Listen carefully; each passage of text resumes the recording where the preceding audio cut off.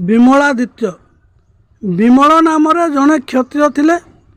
से बहुत सत्कर्म करुथिले मध्य पूर्वजन्मर कर्मफल कुष्ठ रोग पीड़ित हेले।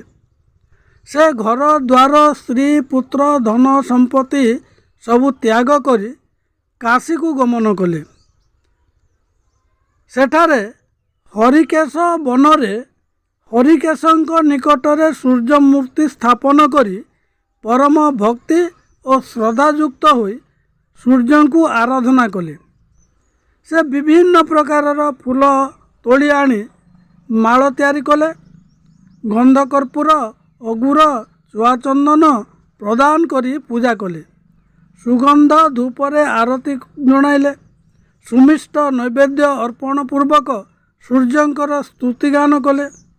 एहीपरि सबुदिन पूजा पाठ करिबा द्वारा सूर्य तांकु प्रसन्न होई कहिले, तुमे तो रोगमुक्त हेब, ता व्यतीत अन्य वर मध्य मागिनियो।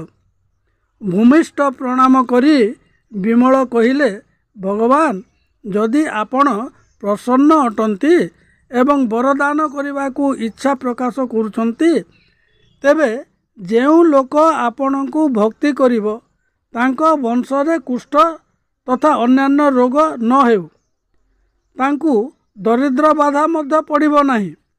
आपणक भक्त मानंकु कोनोसी बाधा न पड़ू, एही वर ही प्रदान करंतु। विमलंकर एही कथा सुनी सूर्यदेव तथास्तु कही पुणी कहिले, विमल तुमे काशी रे जो मूर्ति स्थापन कल, यह केबे भी त्याग करिबि नाही एवं यह तुम नामरे ख्यात हेब। समस्त व्याधि को दूर करिबा तथा पापरु उद्धार करिबा विमलादित्य भक्तंकु सदा वर प्रार्थना करी अछंती। सही मंगलमय विमलादित्य काशी रे विराजमान अछंती। तांकु दर्शन करिबा मात्रे कुष्ठ रोग रहे नाही।